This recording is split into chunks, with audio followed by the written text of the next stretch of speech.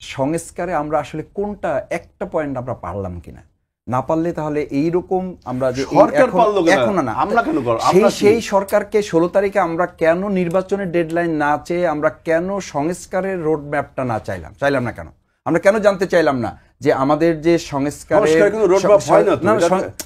আপনারা জমা দিয়েছেন না, সংস্কার কি রোড ম্যাপ? আপনি বলেছেন যে আপনার কথা বলে নাই, আমি বলছি নির্বাচনের রোড ম্যাপ হয়, সংস্কারের রোড ম্যাপ কি করে? আপনি সংস্কার জানতে চেয়েছেন, সংস্কারের জন্য একজন দেখা করেন না কেন?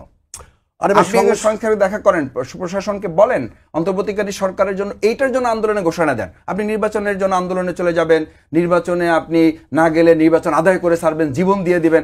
আরে ভাই, সংস্কারের জন্য এটা কে বলল আদায় করে ছাড়বো? এটা আপনারাই বলেছেন না, কে উদাহরণ দেখাও।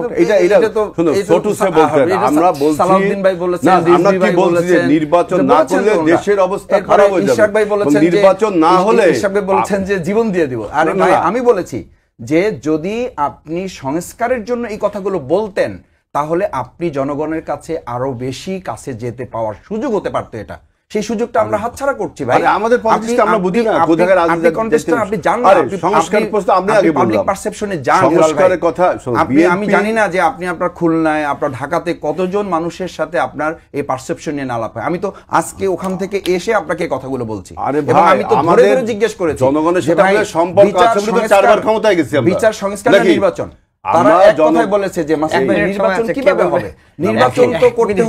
নির্বাচন করতে হলে তো বিচার এবং সংস্কারের একটা মিনিমাম ধাপ। আমরা যৌক্তিক কথা বলি, বাধা তো দিয়েছে, আমরা করছি না। আমরা যে পারসেপশনটা দেওয়ার কথা, আমরা যে প্রেসারটা দেওয়ার কথা, আমরা সেটা দিচ্ছি না। আমরা প্রায়োরিটি বেসিস করছি না, আমরা প্রায়োরিটি বেসিস করে ফেলেছি ইলেকশন। আমরা প্রায়োরিটি বেসিস বিচার করি নাই, আমরা প্রায়োরিটি বেসিস সংস্কারকে ধরছি না, আমরা প্রায়োরিটি বেসিস নির্বাচনকে আমরা এগিয়ে নিয়ে এসে আমরা বিচার এবং সংস্কারকে পিছনে ফেলে দিয়েছি।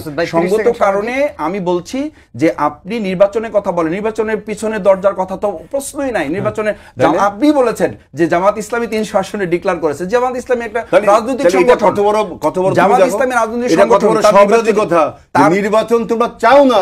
না, তার মানে নির্বাচন হেলাল ভাই, আপনার কথার মধ্যেই জবাব আছে যে জামাত ইসলামী নির্বাচনমুখী একটা দল।